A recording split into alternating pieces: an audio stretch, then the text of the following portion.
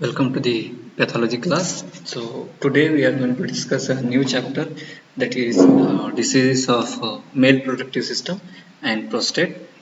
So in this class we are going to discuss about definition of orchitis, epididymis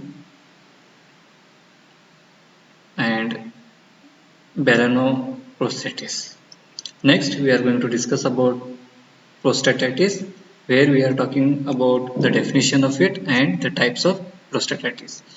Then we are going to talk about benign nodular hyperplasia, where we are going to discuss about morphology of benign nodular hyperplasia, and lastly we are going to discuss about types of chronic prostatitis. So this is the uh, content of today's chapter according to your curriculum. Going for the first part, that is the definitions of all three components. That is, first is orchitis. So the orchitis is defined as inflammation of the testis, right? Inflammation of testis is called as a orchitis.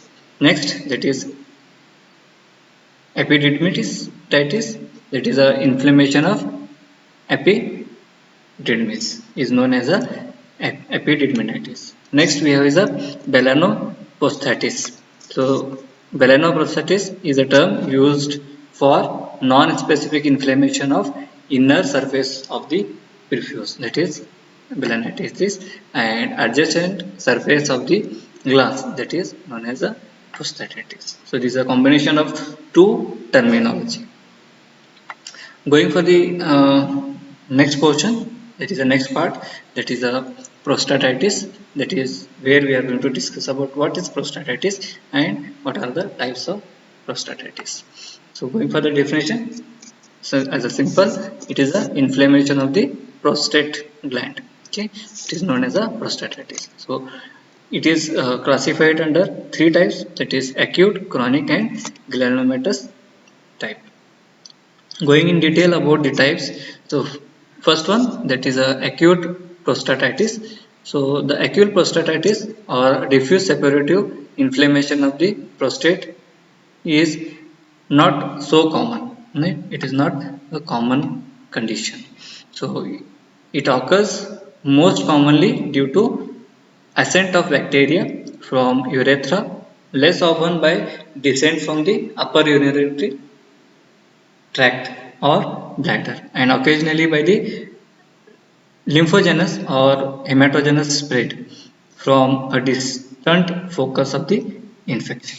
So the infection may occur spontaneously or may be a complication of urethral manipulation, such as by catheterization, cystoscopy, urethral dilatation, and surgical procedure on the prostate. So any procedure which is going to the urinary tract, the lower urinary tract, so they may give rise to acute prostatitis. As per the morphological features are concerned of prostatitis, that is acute prostatitis, grossly the prostate is enlarged, swollen and tense. Cut section shows multiple abscesses and foci of the necrosis. Histologically, the prostatic acini are dilated and filled with neutrophilic exudates. There may be diffuse acute inflammatory infiltration and edema, hyperemia, and foci of necrosis frequently accompany acute inflammatory involvement.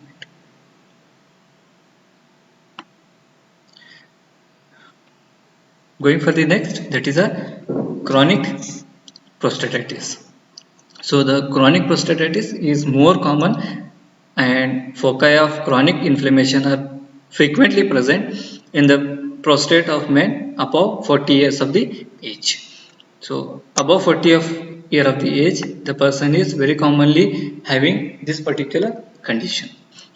Chronic prostatitis is usually asymptomatic but may cause allergic reaction, iritis, neuritis, and or arthritis. So this is as for the disease is concerned, it is mostly asymptomatic disease, but some of the symptoms can be seen or some of the conditions can be seen in view of allergic reactions or arthritis or neuritis or iritis.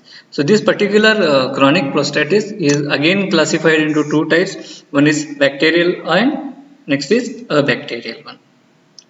As per the morphological features are concerned of chronic prostatitis, so pathological changes in both the bacterial and abacterial prostatitis are similar.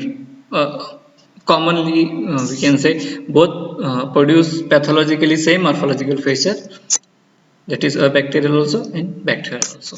So grossly, the prostate may be enlarged, fibrosed and shrunken. Histologically, the diagnosis of chronic prostatitis is made by foci of lymphocytes, plasma cells, macrophages and neutrophils within the prostatic substances, corpora and amylaceae, prostatic calculi and foci of squamous metaplasia in the prostatic acini may accompany inflammatory changes, seminal vesicles and invariably they are involved. The last type, that is a granulomatous prostatitis. The granulomatous prostatitis is a variety of chronic prostatitis probably caused by leakage of prostatic secretions into tissues or could be of immune origin. Morphological feature as part of the granulomatous prostatitis is concerned. The gland is firm, grossly, the gland is firm to hard, giving the clinical impression of prostatic carcinoma or lecter on rectal examination. It give an impression whenever we go for a clinical examination, we go for examination through the rectum. It shows like it is a prostatic cancer. So when we examine it, our fingers shows that it is a hard mass is present. Histologically, the inflammatory reaction consists of macrophages, lymphocytes, plasma cells, and some multiple giant cells. The condition may be confused with tuberculosis prostatitis. Next, going for benign nodular hyperplasia, where we are going to talk about the morphology of benign nodular hyperplasia. So, morphologically, especially the gross presentation of benign nodular hyperplasia, the enlarged prostate is nodular, smooth and firm, and weighs 2 to 4 times its normal weight, that may be weighing up to 40 to 80 grams. The appearance on cut section varies depend upon whether the hyperplasia is predominantly of the glandular or fibromuscular tissue. In primary glandular BEP, the tissue is yellow or pink, soft, honeycombed and milky fluid exudes, whereas in case of mainly fibromuscular BEP, the cut surface is firm, homogeneous and does not exudate milky fluid. The hyperplasia plastic nodules form a mass mainly in the inner periurethral prostatic glands, so that the surrounding prostatic tissues form a false capsule which enables the surgeon to inoculate the nodular masses. The leftover peripheral prostatic tissues may sometimes undergo recurrent nodular enlargement or may develop carcinoma later. As per the histology is concerned or microscopic presentation of benign nodular hyperplasia is concerned, in every case there is a hyperplasia of all the three elements of varying properties, that is glandular, fibrous and muscular layer. So glandular hyperplasia predominantly is most cases and is identified by exaggerated intracinar papillary infoldings with delicate fibrovascular cores.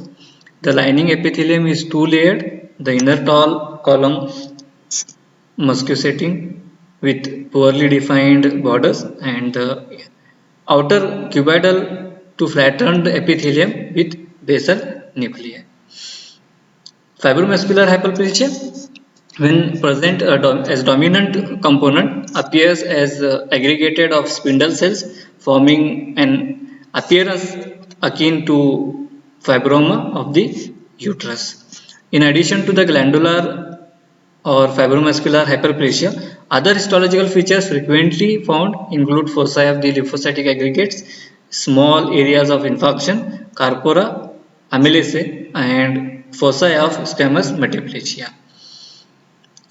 In the last part, where we are going to of this chapter about chronic prostatitis, and we are going to discuss about types of chronic prostatitis. Going for chronic prostatitis type, so as we already discussed about, they have two types, that is bacterial and abacterial. Now we are going to have little detail about that. So chronic bacterial prostatitis is caused in much the same way and by the same organism as the acute prostatitis. So there is no much changes in the as per the organism is concerned, but as per the uh, presentation is there.